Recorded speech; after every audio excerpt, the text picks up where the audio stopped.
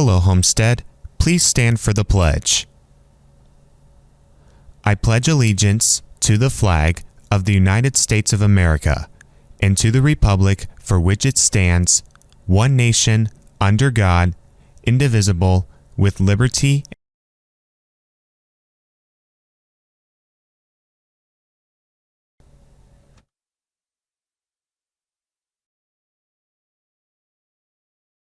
From Homestead Media, this is HHS In Depth.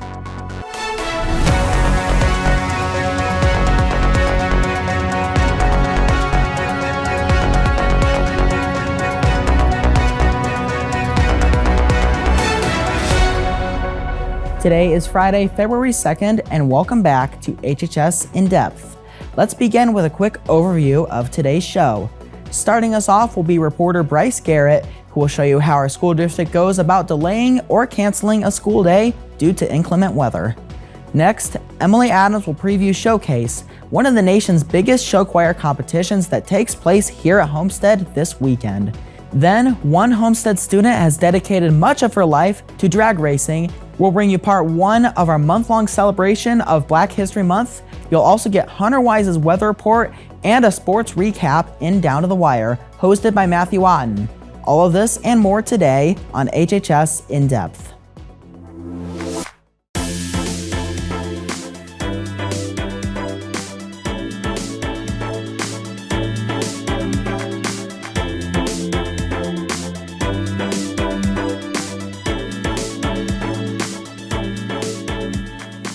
Hello Spartans, welcome to HHS In Depth. I'm Graham DeWitt. And I'm Taylor Ham. And Graham, despite the fact that it's already February, we have now finally had our first full week of school in 2024. How does it feel? Honestly, kind of weird. It's certainly been an interesting semester so far. I agree, especially weather-wise. It's hard to believe we've already had 4 remote days while also having days where temperatures have gotten into the 40s. Well, that's Indiana weather for you. Now I've got to know if we're going to get any more snow or ice, or if more of the same that we've had recently. Thankfully, weather reporter Hunter Wise is in here now with the answer to that question. Well, Graham and Taylor, I can tell you with certainty that neither ice or snow will be in the forecast for the foreseeable future. In fact, next week, the temperatures will be unusually high, and I'll be in the studio later to tell you more about it. Thanks, Hunter. Now I'm curious to see how warm it will actually get. Be sure to stick around as Hunter will tell us about that as well as this weekend and next week's forecast. HHS In Depth, National News. Switching now to national news. Recently, the federal government and the state of Texas have been in between some conflict over the U.S. and Mexico border. This is due to Texas authorities blocking the U.S. Border Control agents from a 2.5-mile area, which has seen an increase of migrant crossings. State Governor Greg Abbott announced that he will defy the Biden administration along with the U.S. Supreme Court by ordering in an installation of even more razor wiring to hold off the migration.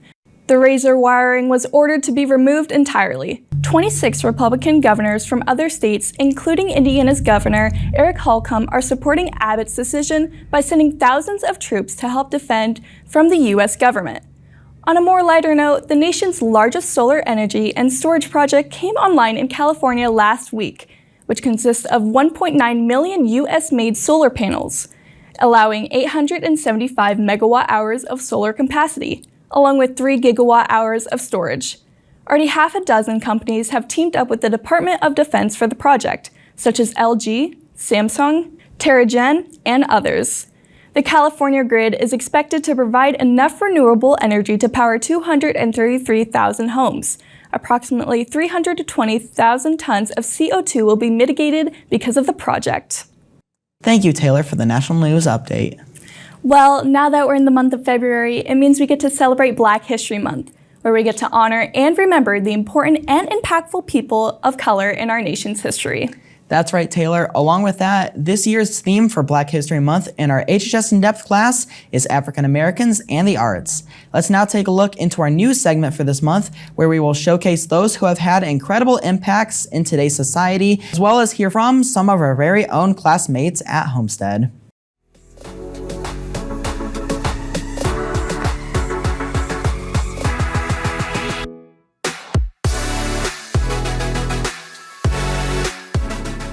Record production is a career that few people have an eye for, and Berry Gordy is among one of the legends in the business. Berry Gordy, born in 1929, started his first record company at 31, Motown Record Corporation. Some have a sense for talent, and Gordy had the best one of the 20th century. He discovered Michael Jackson and the Jackson 5, Lionel Richie, and Stevie Wonder, along with many other stars. Motown quickly became America's #1 soul music producer, and Gordy earned many awards, one being the National Medal of Arts, a very prestigious recognition. This month, celebrate Gordy and Black History Month as a way to honor the Black Americans' cultural heritage, triumphs, and adversities that are a vital part of our country's history.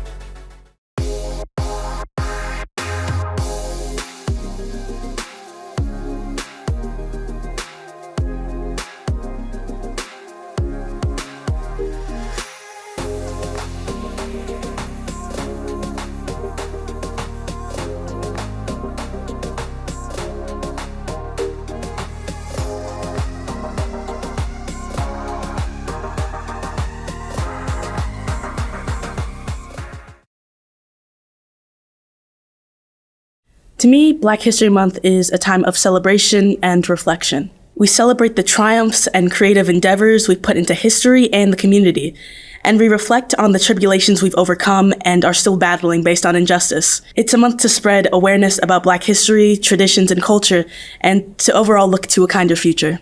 I find that Black History Month is a time to celebrate and honor the achievements and contributions of the people in the African American culture who's come before us. And we should always recognize the ongoing work that they do, because without them, we couldn't be what we are today. And that we, as Black people, should always stay educated of where we come from and how we are here today. My family has been very influential in my life, but if I had to pick a relative specifically, I would have to choose my twin brother. And that's mainly because, since day one, he's been my biggest supporter, and he's always taught me to dream big, and he brought me out of my shell as a kid. He's always willing to lend a helping hand, no matter how crazy it seems or how out of the blue it is. He's just always willing to jump in. He's just been someone that I can rely on as a sibling and also as a role model of sorts. One of the big leaders to me who has made a positive impact in my life is John Lewis. He has seen the vision of the rights and opportunities that I have today. And through his activism and sacrifices, he made it so I can have the freedom to pursue any dreams or aspirations really, that I have, regardless of the race, regardless of the color, regardless of what other people say, outside of the thoughts that's in my head. I think he's a very important person in my life because he worked with Dr. Martin Luther King Jr. and with his I Have a Dream speech, and marched all around Alabama with him and participated in all the protests that he had. And with Martin Luther King Jr., I feel like he shows African American people that to stand up for what you think is right and to fight until it's right for everyone, but not just yourself, not just people of color, but the people around you and other races as well. And I also believe that his legacy serves as a reminder that your voice and actions can make a difference in shaping a better future for all.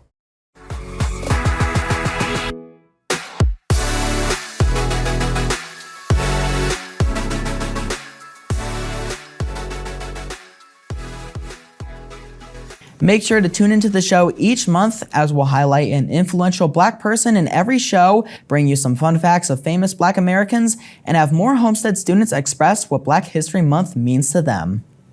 Graham, we were talking about remote days when the show first started, but have you ever wondered how the decision is made to cancel school?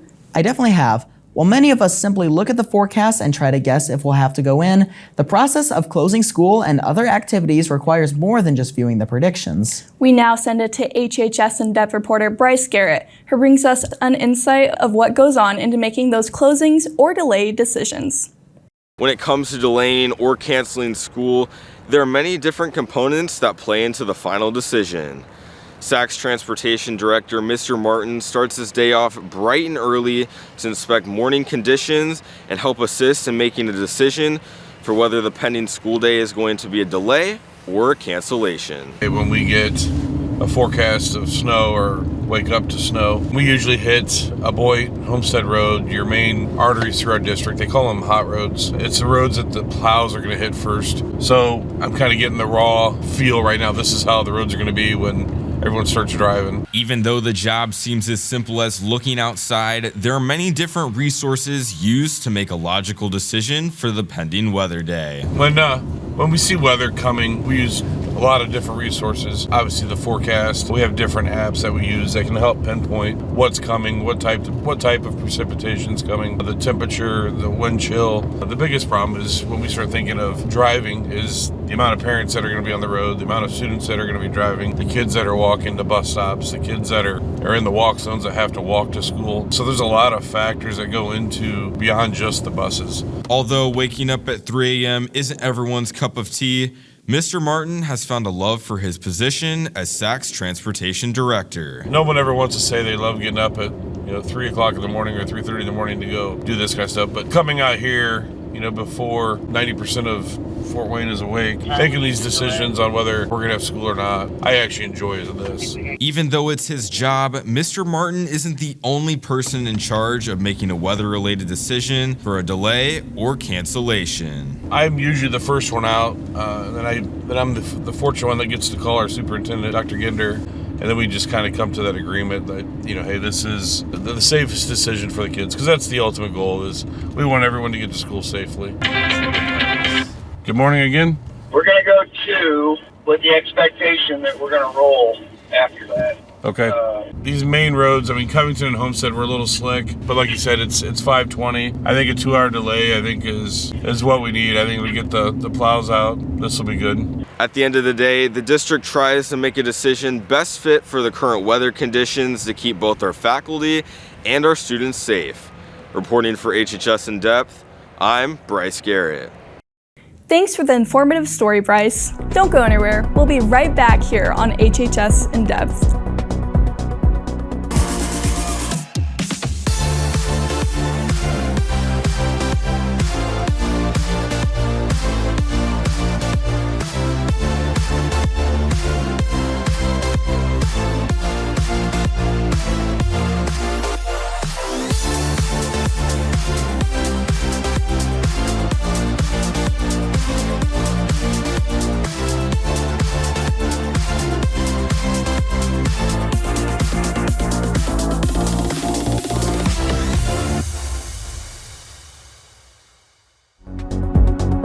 Welcome back to HHS In Depth. Interact Club's Penny War has started. Money will be collected through Friday, February 23rd.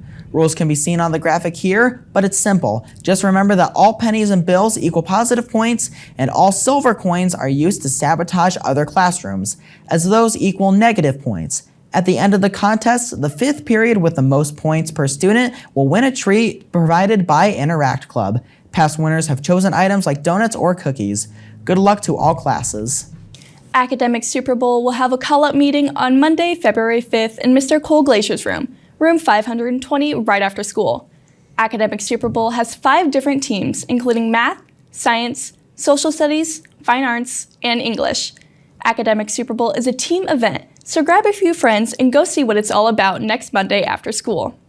Homestead is no stranger when it comes to hosting major events, but few compare in size and numbers to this weekend's Show Choir Invitational. Reporter Emily Adams is in now to introduce us to the 2024 Homestead Classic Showcase. Well, graduation is the largest Homestead-hosted event during a given calendar year. The second largest has to go to Homestead Classic Showcase, which welcomes thousands of people through its doors yearly. The Homestead Classic Showcase is Homestead's annual show choir competition. This year is actually the 25th anniversary, and we're super excited to be hosting. This year, our group count with hosting and competing choirs, we're right at about 40 choirs. We have choirs coming as far as West Virginia, Illinois, Ohio, Michigan, all over the Midwest. So other than the main performance venues, we are known for the extra that we put into Homestead Classic Showcase, like the Spartan Spotlight, which is basically an open mic opportunity in the cafeteria.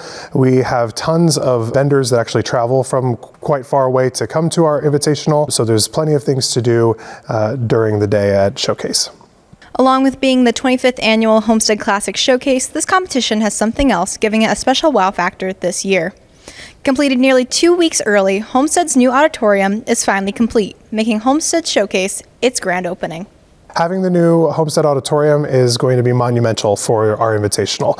Our auditorium seats just under 1,000 people. It is fully equipped with the latest technology that you can buy on the market. It is beautiful. It's going to be a welcoming atmosphere for people that are just coming to Homestead and seeing the renovation project for the first time. We're super excited to open the new auditorium with this event. With 40 groups in attendance for this 2-day-long competition, planning and making sure Showcase stays on track is no easy feat, requiring many people to play important roles.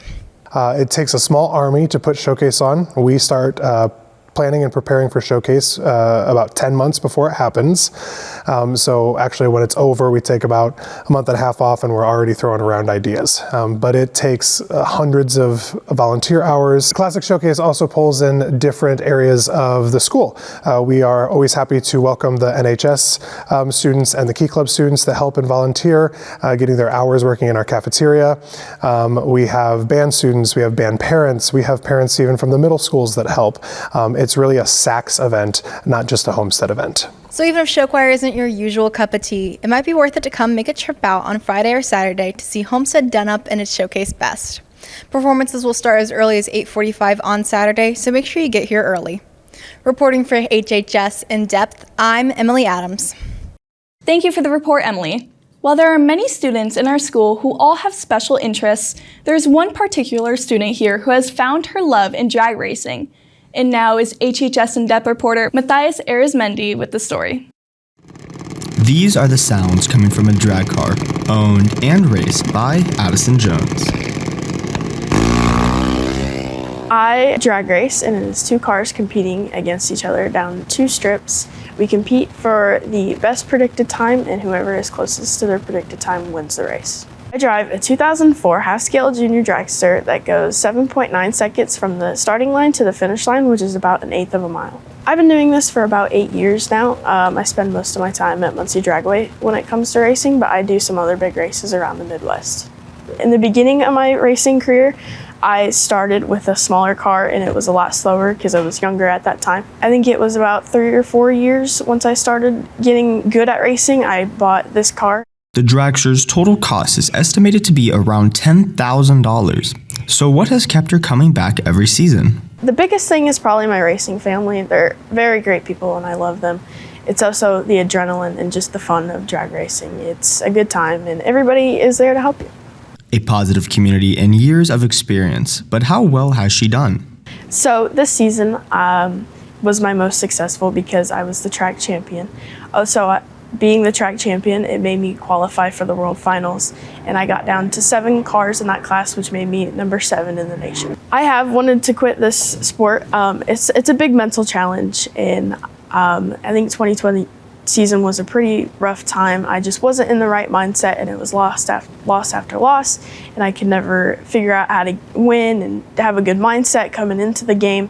So eventually I figured out how to, and my friends told me to never give up, and my racing family was there, and they were a big help. From wanting to give up to qualifying for World Finals, who was there to keep her motivated? My dad and my grandpa, they're probably the biggest help and supporters. Also my racing family, they're amazing people, and they've helped me a lot through this season.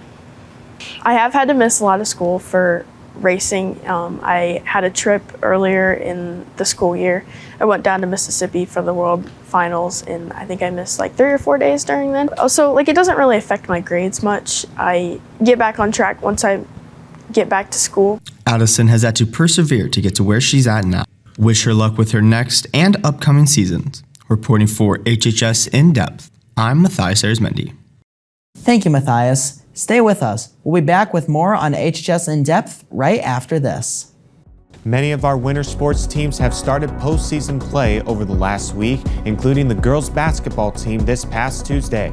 I will reveal the results later on in Down to the Wire.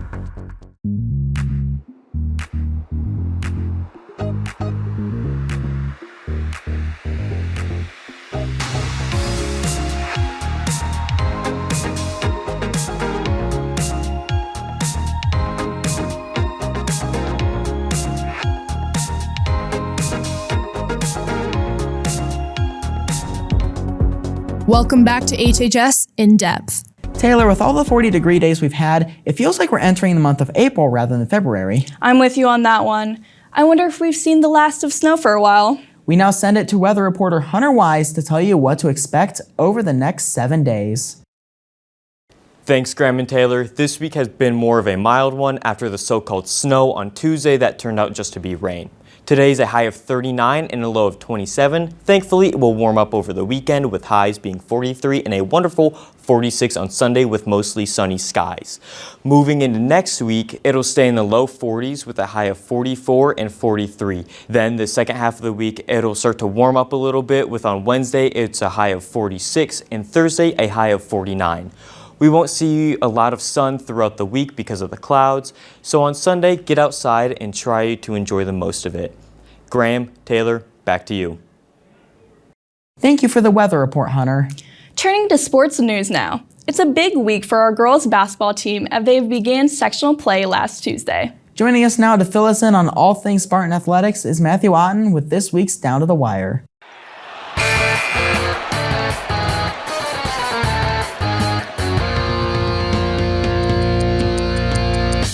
Welcome back to Down to the Wire. I'm Matthew Otten. These past couple of weeks have been some big ones for Homestead athletics with some incredible accomplishments being made. Let's start out with our girls basketball team. The girls basketball team competed in the opening round of sectionals at Columbia City and beat Southside 82-24. All Spartans were firing from the outside as the girls knocked down 12 three-pointers. But leading the way was Gabby Helsum as she scored a game-high 28 points and pulled down 5 rebounds. Maya Epps chipped in 10 points, 7 rebounds, and 5 assists, and Whitney Ankenbrook and Carly Mollerang each scored 9 points, with Ankenbrook adding 6 rebounds. The girls will play again tonight against New Haven. If they win, that will most likely set up a top 10 matchup tomorrow against Columbia City for a sectional championship. Get out and support our girls both nights this weekend. We also want to congratulate sophomore Maya Epps as she was named the Indiana Basketball Coaches Association Player of the Week for her heroics in last Friday's epic season finale, beating Northrop in double overtime. She posted a ridiculous stat line of 27 points, 8 rebounds, and 9 assists to go along with her game-tying buzzer beater to force a second overtime. Congratulations, Maya. Our boys basketball team took on the Northrop Bruins last week and absolutely destroyed them 58-39 with a great display of offense and defense. Michael Raudenbush led the team with 16 points and 5 rebounds. Wyatt Weaver came up with 15 points, and Alex Graber had 12 points, 7 rebounds, and 4 assists. The boys are off all week, but will be in action on the road against Wayne on Tuesday in a huge SAC showdown.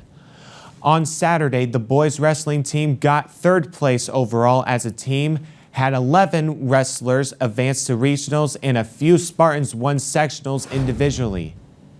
Congratulations to senior Ethan Conpon and junior Caleb Evans as they brought home sectional championships in their weight class. The wrestlers will be back in action in regionals tomorrow at Carroll.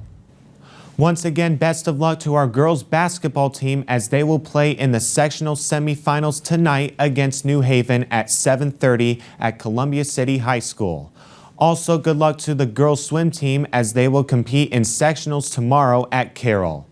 That'll do it for this week's edition of Down to the Wire. I'm Matthew Otten. Graham, Taylor, back to you. Thank you, Matthew, for the sports update. This has been HHS In Depth. Thank you for watching today. Make sure to check up on our socials for updates on the HHS In Depth team and our upcoming projects. Have a splendid weekend, Homestead. We'll see you back here again next week.